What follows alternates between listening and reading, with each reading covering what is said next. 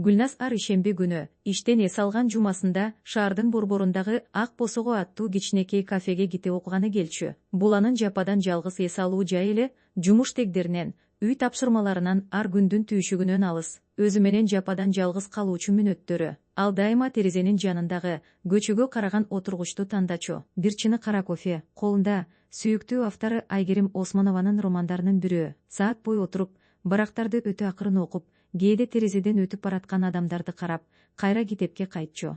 Ошол ишемби күндөрдүн биринде ал китебин үстөлдө калтырып, daarаткананы карай кетти. Кайтып келгенде китептин арасына бир кичинекей кагаз кыстырылганын байкады. Таң калып ачса, андан мындай жазуу чыкты. Кечиресиз, бул автордун Түн ортосундагы жарык деген китеби бар. Аны да окуп көрүңүз. Өтө таасирдүү чыгарма. Атыңызды билбейм, бирок окуу табитиңиз мага абдан жакты. Дүйнөдө көп эмес адамдар мындай тереңдиктеги китептерди жактырат. Аты жөнү жок, эч кандай белги жок. Гүлназ айланасын карады. Кафе ичинде бир нече адам отурган, бирок эч ким аны тиктеп турганы көрүнбөйт.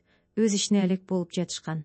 Ким жазган болду экен деп, ал ошол күнү үйгө кайтканда да ойлонуп жүрдү. Кийинки ишемби ал дагы ошол эле жерге отурду. Бирок эми бир аз күтүү менен, эгер дагы бир жазуу табылса деп, чын эле китебин ачканда дагы бир кичинекей кагаз чыкты. Автордун жаңы чыгармасы жакында чыгат экен. Балким сиз да менин сунуштарыма кызыгасызбы? Ушундан баштап ар ишемби Гүлназдын жашоосуна кичинекей бир сыр кошулду. Ал китепканага барып, сунушталган китептерди издеп, окуп чыгып, кийинки ишемби анын ой пикирлерин күтчү болду. Кагаздар кээде 2-3 жолу катар табылчу, кээде 2 жума үзгүлтүккө учурап калчу, бирок ал дайыма кайра пайда болчу. Бир күнү кагазда мындай жазуу турду. Мен сизди көптөн бери байкап жүрөм. Тартынчаактыгымдан улам түз баргандан коркуп, ушул жол менен сүйлөшкөнүм ыңгайлуу болду. Балким ката кетирип жаттатырмын, эгер сизди тынчсыздандырса, кечирим сурайм жана дароо токтотомун. Гүлназ бул сапта бир аз толкунданды. Чынында, коркуу да, кызыгуу да аны бирдей ээледи. Бирок ал жооп жазып, кийинки ишемби ошол эле барактын арасына калтырды. Тынчсызданбаңыз, мен да сиздин сунуштарыңызды күтүп жүрөм. Балким бир күн бетме бет таанышып алабыз. Ошол жоопту жазгандан кийинки жумада кафеге кирип, ал китебин ачканда эң узун жазуу чыкты. Рахмат, ишенимиңиз үчүн. Мен дал ушул кафеде, сиз отурган жерден алыс эмес отуруп, окуп жүргөн жигитмин. Сизге түз кайрылгандан коркуп жүрдүм. Балким менин байкоочулугум сизге жагымсыз көрүнөт деп ойлоп, бирок эми чечтим. Келер ишемби саат 3-тө колумда кызыл сырттуу роман китеп болот. Эгер сиз да кызыксаңыз, ошол убакта келиңиз. Гүлназ ошол жуманы аябай узак күттү. Түндөрү уктай албай, жумушта да көп ойлонуп, ал ким болду экен, кандай көрүнөт экен деген суроолор башынан кетпей койду. Тааныш эмес адамга ишенгени үчүн өзүн бир аз акылсыз сезгендей да болду. Бирок жүрөгү каалады.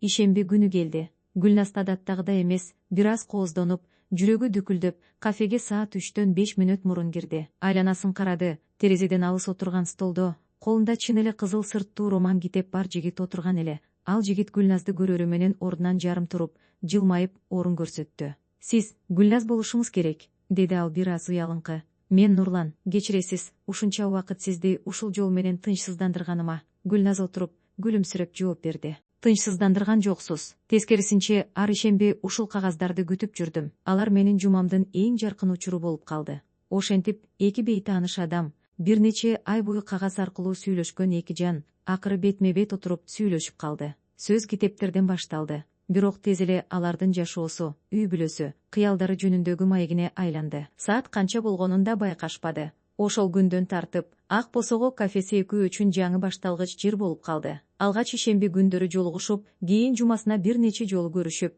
бир жылдан кийин үйлөнүп алышты. Кызыл сырттуу роман китеп азыр экөөнүн үй китепканасынын эң урматтуу жеринде эстелик катары турат. Эки жан бир кагаз аркылуу кандайча табышканынын күбөсү болуп, кээде Гүлназ ошол китепти алып, барактарын ачып, өзүнөн өзү жылмайып коет. Тагдыр кээде эң жөнөкөй нерселерден, бир китептен, бир кагаздан башталат экен.